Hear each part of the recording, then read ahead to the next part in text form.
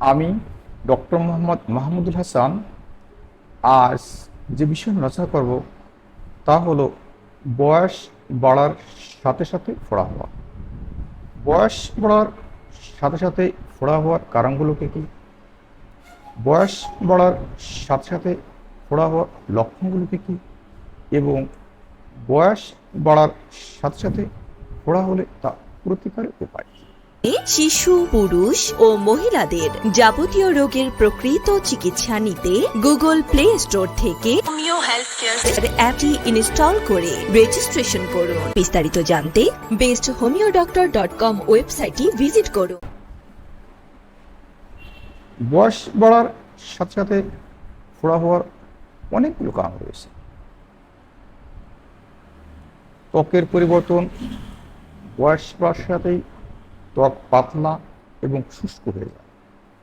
এটি ত্বকের ছিদ্র বন্ধ করতে এবং ব্যাকটেরিয়া জমা করতে পারে, যা ফোড়ার দিকে নিয়ে যেতে পারে। হরমোনের পরিবর্তন, মেনোপজের পরে মহিলাদের মধ্যে ইস্ট্রোজেনের মাত্রা হ্রাস পায়, যা ত্বকের পাতলা হতে পারে এবং ফোড়ার ঝুঁকি বাড়াতে পারে। অন্য চিকিৎসাগত অবস্থা যেমন ডায়াবেটিস, ক্রনিক কিডনি রোগ এবং দুর্বল প্রতিরোধ ক্ষমতা সহ কিছু চিকিৎসাগত অবস্থা ফোড়ার ঝুঁকি বাড়াতে পারে। কিছু ওষুধের পার্শ্ব প্রতিক্রিয়ার কারণে ফোড়া হতে পারে। এখন আমরা জানবো বয়স বাড়ার সাথে সাথে ফোড়া হওয়ার লক্ষণগুলো কি। বয়স বাড়ার সাথে সাথে ফোড়া হওয়ার অনেকগুলো লক্ষণ রয়েছে।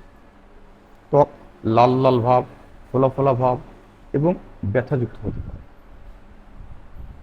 ফোড়ার আশেপাশে স্পর্শে সংবেদনশীল হতে পারে। ফোড়া থেকে পুঁজ বের হতে পারে, সাথে জ্বর হতে পারে। এখন আমরা জানবো বয়স বাড়ার সাথে সাথেই ফোড়া হলে তা প্রতিকারের উপায় কি। গরম সেঁক দিতে পারেন। একটি পরিষ্কার কাপড় নরম করে গরম পানিতে ভিজিয়ে ফোড়ার ওপর 10 থেকে 15 মিনিট ধরে সেঁক দিন। ত্বক পরিষ্কার পরিচ্ছন্ন রাখুন, স্বাস্থ্যকর খাবার খান এবং প্রচুর পরিমাণে পানি পান। নিয়মিত ব্যায়াম করুন, ধূমপান এড়িয়ে চলুন।